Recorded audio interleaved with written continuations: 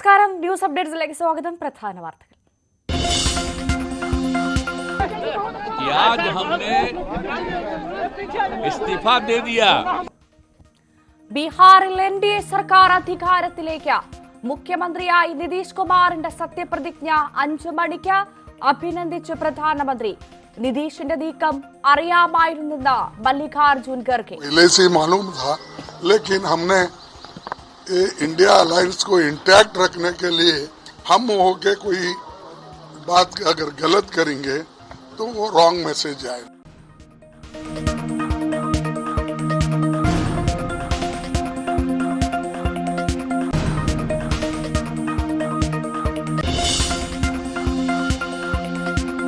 Governor വിഡ്ഢിവേഷം കെട്ടുന്നുവെന്ന് സിപിഎം. ഗവർണറുടെ നീക്കങ്ങൾ കേന്ദ്ര സർക്കാരിന്റെ അറിവോടെയെന്ന് എം വി ഗോവിന്ദൻ. മുഖ്യമന്ത്രി സിആർപിഎഫിനെ അവഹേളിച്ചുവെന്ന് വി മുരളീധരൻ. ഗവർണർക്കുള്ള സുരക്ഷ പിൻവലിക്കാതെ പോലീസ്. ക്ഷേമ പെൻഷൻ വർദ്ധിപ്പിക്കില്ലെന്ന് ധനമന്ത്രി. പെൻഷൻ മുടങ്ങാതെ നൽകുന്നതിന് മുൻഗണന. കിഫ്ബിയിൽ നിന്ന് സർക്കാർ പിന്നോട്ടില്ല. ബജറ്റിൽ ജനപ്രിയ പ്രഖ്യാപനമുണ്ടാക്കുമെന്നും കെ എൻ ബാലഗോപാൽ ന്യൂസ് 18നോട്.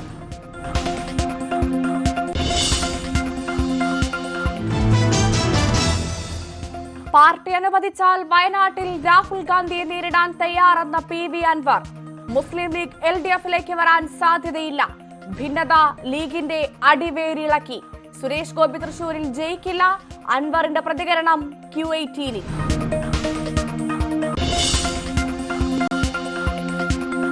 ആറ്റിങ്ങൽ മണ്ഡലത്തിലെ പ്രവർത്തനം പ്രധാനമന്ത്രി നിർദ്ദേശിച്ചിട്ടില്ലെന്ന് വി മുരളീധരൻ. മത്സരിക്കേണ്ടത് എവിടെയെന്ന് പാർട്ടി തീരുമാനിക്കും. മമ്മൂട്ടിക്ക് അവാർഡ് ലഭിക്കാത്തതല്ല, മാസപ്പടിയാണ് VD സതീശൻ അന്വേഷിക്കേണ്ടതെന്നും മുരളീധരൻ.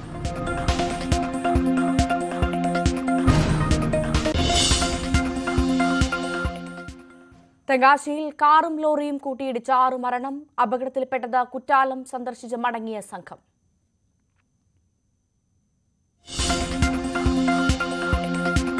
ഹൈദരാബാദ് ടെസ്റ്റിൽ ഇംഗ്ലണ്ടിനെതിരെ ഇന്ത്യ പതറുന്നു. 7 വിക്കറ്റുകൾ നഷ്ടം. ടോം ഹാർട്ട്ലിക്ക് 4 വിക്കറ്റ്.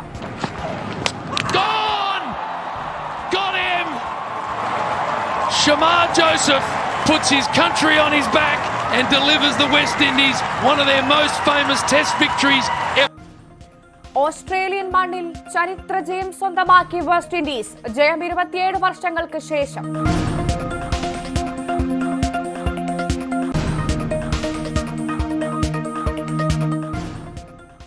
വിശദമായ വാർത്തകൾ നോക്കാം. 2 ദിവസത്തെ ചടുല രാഷ്ട്രീയ നീക്കങ്ങൾക്കൊടുവിൽ ബീഹാർ മുഖ്യമന്ത്രി നിതീഷ് കുമാർ രാജിവെച്ചു.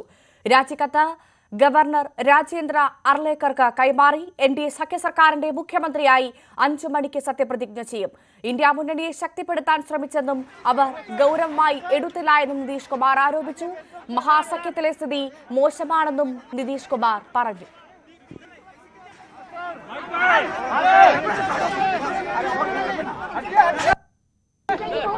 आज हमने इस्तीफा दे दिया और जो सरकार थी उसको भी समाप्त करने का हमने आज गवर्नर साहब को दे दिया.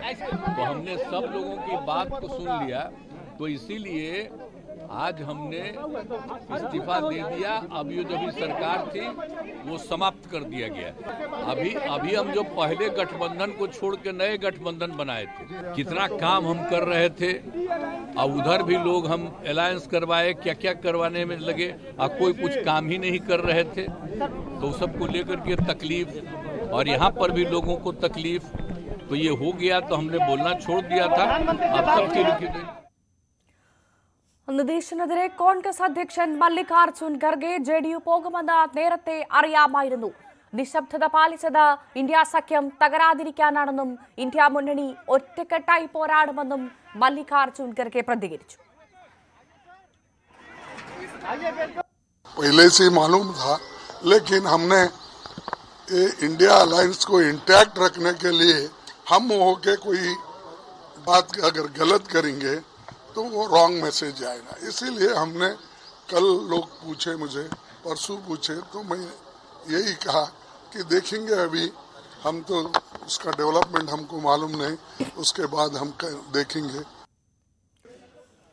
സുവി വിശ്വനാഥൻ വാർത്തയുടെ വിശദാംശങ്ങളുമായി ചേരും. സുവി, അങ്ങനെ 10 വർഷത്തിനിടയിൽ 5ാമത്തെ കരണമറിച്ചിൽ അല്ലെ, മഹാസഖ്യത്തെ വലിയ പ്രതിസന്ധിയിലാക്കി പിളർത്തി നിതീഷ് പാളയം വിട്ടിരിക്കുന്നു.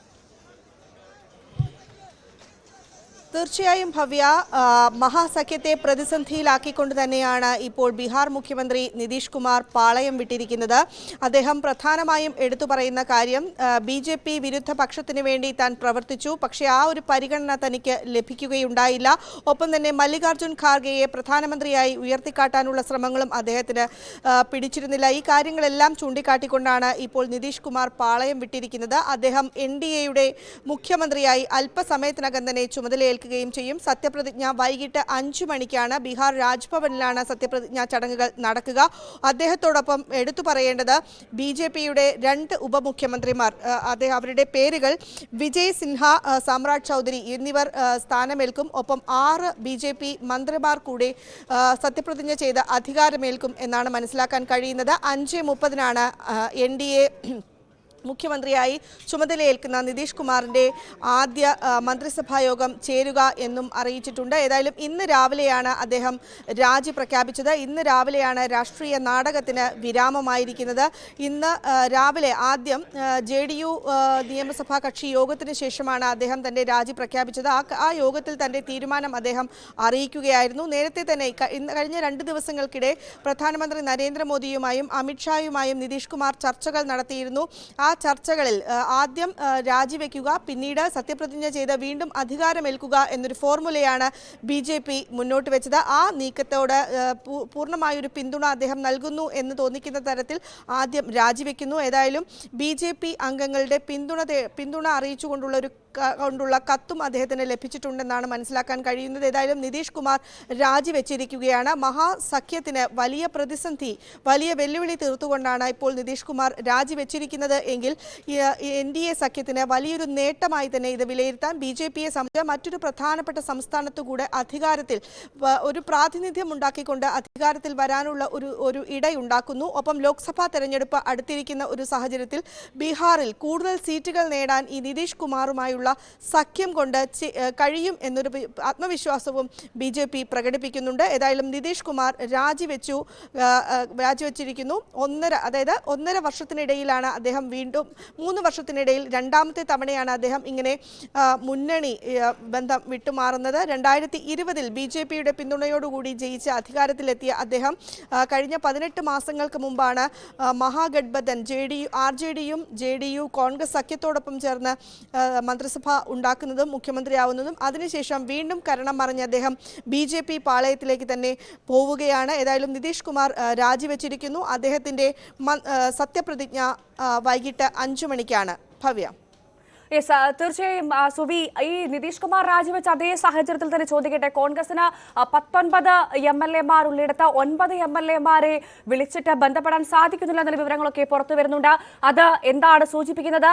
ഓപ്പറേഷൻ താമര എന്നുള്ളതിലേക്ക് വിവരങ്ങളൊക്കെയാണോ പ്രതിപക്ഷം വിരൽ ചൂണ്ടുന്നത്? എന്താണ് മനസ്സിലാക്കേണ്ടത്? ഭവ്യ, 243 അംഗ നിയമസഭയാണ് ബീഹാറിലുള്ളത്. അതിൽ 122 അംഗങ്ങൾ ഉണ്ടായാൽ ഭൂരിപക്ഷമാകും. ഇപ്പോൾ തന്നെ JDU BJP സഖ്യത്തിന് അതുണ്ട്. ഏറ്റവും വലിയ ഒറ്റക്കക്ഷി RJD ആണ്. അവർക്ക് 79 അംഗങ്ങളാണ്. BJPക്ക് 78 അംഗങ്ങളും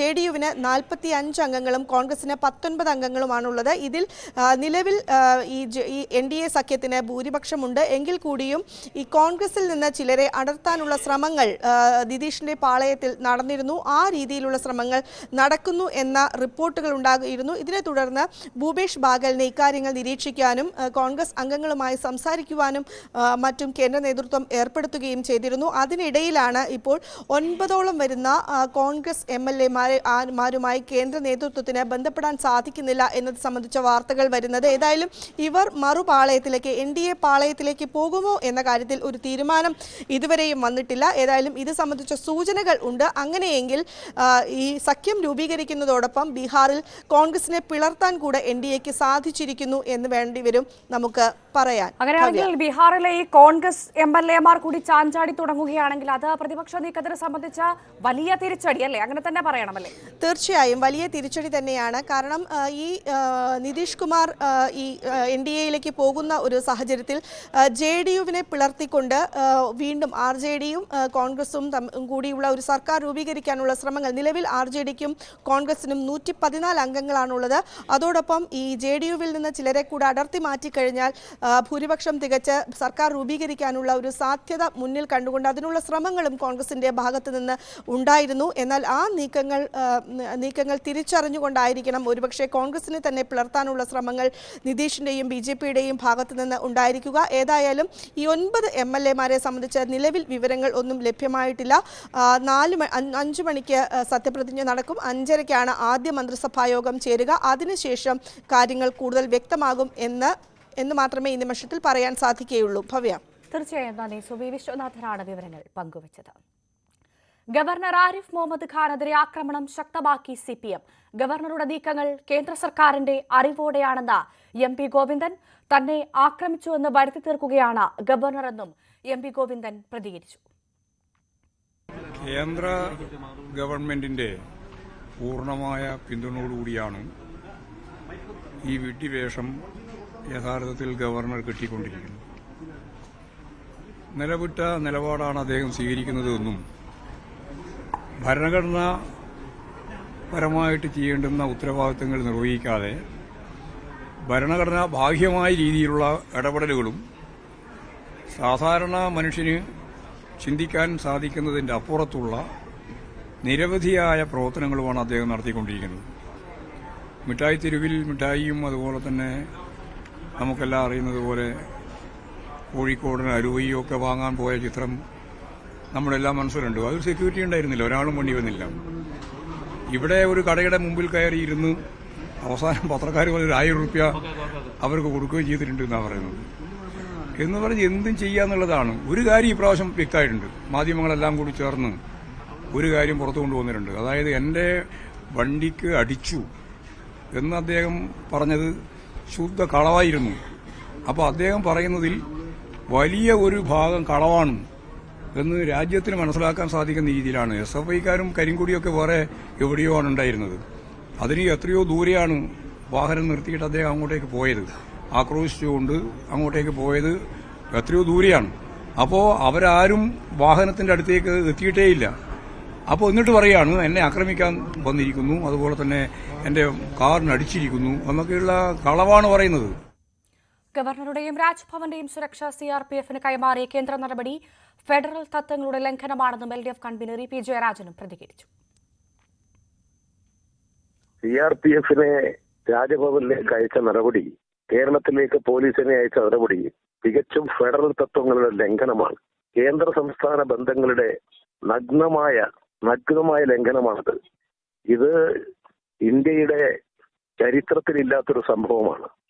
അതുകൊണ്ട് കേന്ദ്ര ഗവൺമെന്റ് അറിഞ്ഞുകൊണ്ട് ഒരു ഫോൺ വിളിയിൽ ഇവിടെ കേന്ദ്രസേനയെ രാജ്ഭവനിലേക്ക് അയച്ച നടപടി അങ്ങേയറ്റം അപലനീയമാണ്. ജനാധിപത്യ ഫെഡറൽ സംവിധാനങ്ങളുടെ ലംഘനമാണ്. സംസ്ഥാന ഗവൺമെന്റുകളുടെ അധികാര പരിധിയിലേക്കുള്ള അതിക്രമമാണിത്. എല്ലാ ജനാധിപത്യവാദികളും ഈ നീക്കത്തെ ശക്തമായി അപലപിക്കാൻ മുന്നോട്ടേക്ക് വരണമെന്ന് അഭ്യർത്ഥിക്കുന്നു. CRPF വന്നാലും പ്രതിഷേധം തുടരുമെന്ന് തോമസ് ഐസക്കും പ്രതികരിച്ചു. ക്രമസമാധാന പാലനം സംസ്ഥാനത്തിന്റെ വിഷയമാണ്. BJP സർക്കാർ അധികാരത്തിൽ വന്നതിന് ശേഷം പല രീതിയിൽ ക്രമസമാധാന പാലനത്തിലേക്ക് കൈകടത്താനുള്ള ശ്രമങ്ങൾ നടന്നു വരികയായിരുന്നു. അതിർത്തി പ്രദേശത്ത് അതിന് പ്രത്യേക നിയമത്തിന് തന്നെ അവർ രൂപം നൽകി. ഇപ്പോൾ അത് ചെയ്തിരിക്കുന്നതും കൃത്യമായിട്ടത് തന്നെയാണ്. ഒരു സ്റ്റേജ് മാനേജ് ഷോ പോലെ ഇരുന്നു ഞാൻ കണ്ടിട്ട്. കാരണം കുട്ടികൾ ദൂരെയാ, അവർ പ്രതിഷേധിച്ചു, ഇദ്ദേഹം അവരുടെ അടുത്തോട്ട് ചെല്ലുന്നത്, എന്നിട്ടും ഗവർണർക്കോ കാരണോ വല്ലതും സംഭവിച്ചു. അദ്ദേഹം അവിടെ കുത്തിയിരുന്നിട്ട് അവിടെ സംഘർഷം സൃഷ്ടിക്കാനുള്ള ശ്രമമായിരുന്നു. അദ്ദേഹം ഫോൺ വിളിക്കുന്നു, നാടകത്തിൽ ഫോം വിളി തീരുന്നതിന് മുമ്പ് CRPF എത്തുന്നു. ഇതൊക്കെ സത്യം പറഞ്ഞു കഴിഞ്ഞിട്ടുണ്ടെങ്കിൽ വളരെ പരിഹാസ്യമായിട്ടുള്ള നാടകങ്ങളാണ്. അദ്ദേഹത്തിന്റെ പദവിക്ക് യോജിച്ച കാര്യങ്ങളല്ല. ഗവർണർ സംസ്ഥാന സർക്കാരിനെതിരായിട്ട് ഒരു പട നയിക്കുന്ന പോലെയാണ് ഇന്നിപ്പോൾ കേരളത്തിൽ.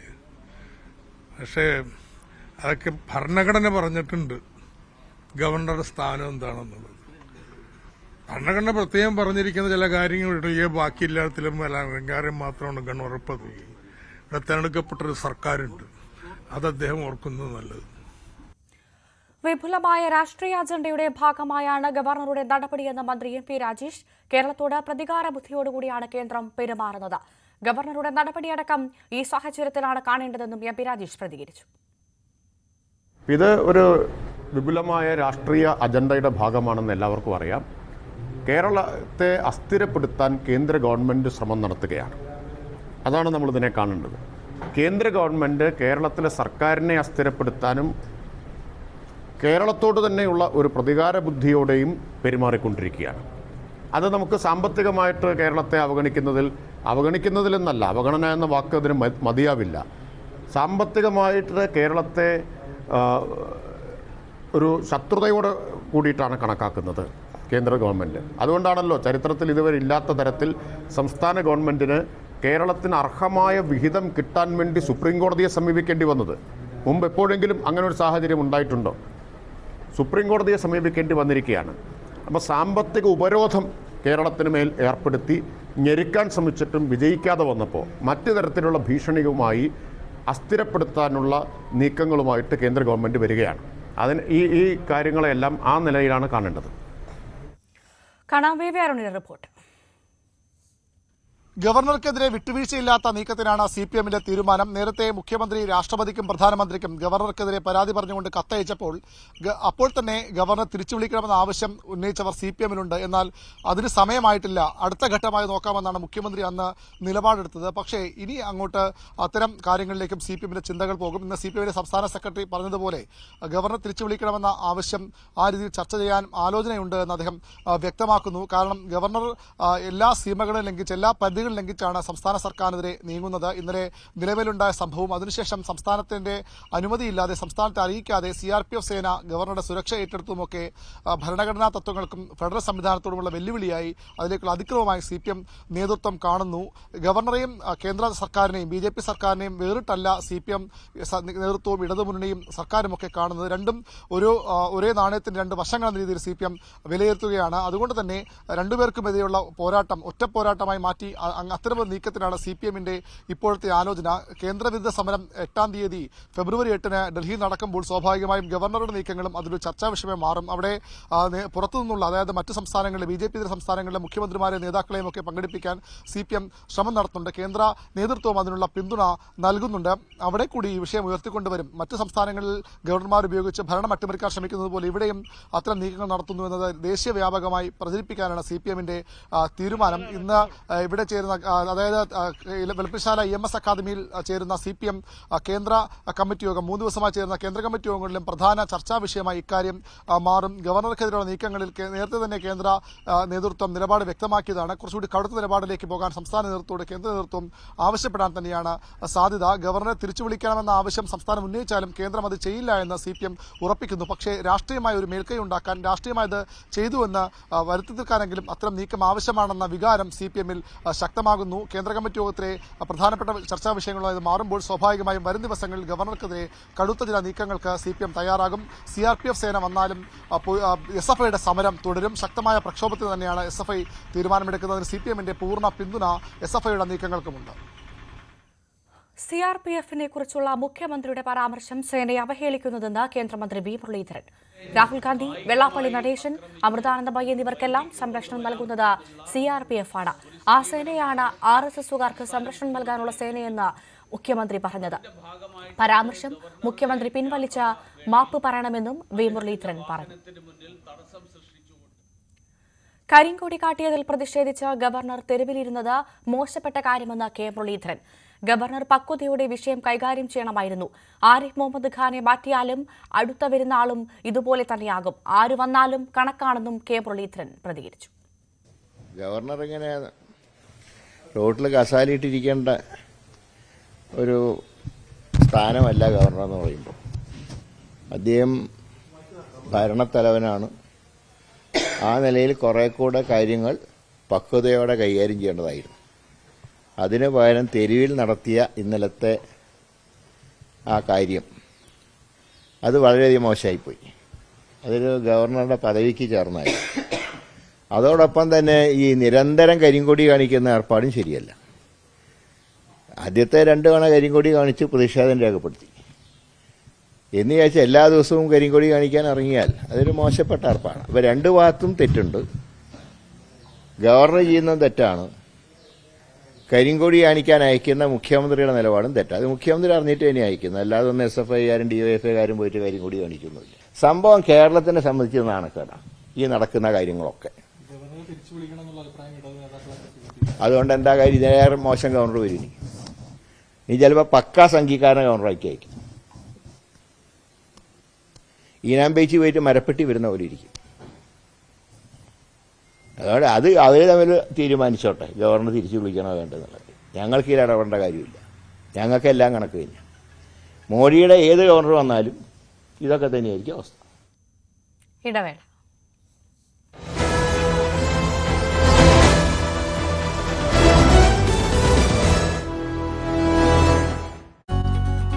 വലിയ പലതും പറയും അല്ലേ?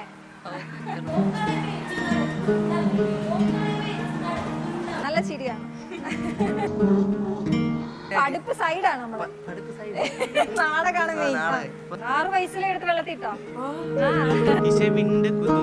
കൊണ്ട് മുതിർന്നിട ബദറതിലെ കഥ ഇത് മുത്താറ്റൽ മുളിപെടും തുതികളും ഉരുവിട പിരിശമിലേ. പാഠം 4 ഇന്ന് രാത്രി 8:30.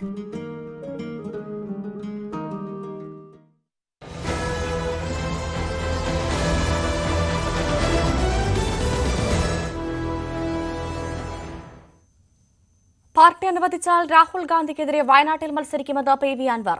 രാഹുൽ ഗാന്ധി കഴിഞ്ഞ തവണ വയനാട്ടിൽ മത്സരിച്ചത് തന്നെ തെറ്റായ സന്ദേശമാണ്. കോൺഗ്രസ് കാണിച്ചത് കേരളത്തിലെ ജനങ്ങളോടുള്ള വഞ്ചനയാണ്.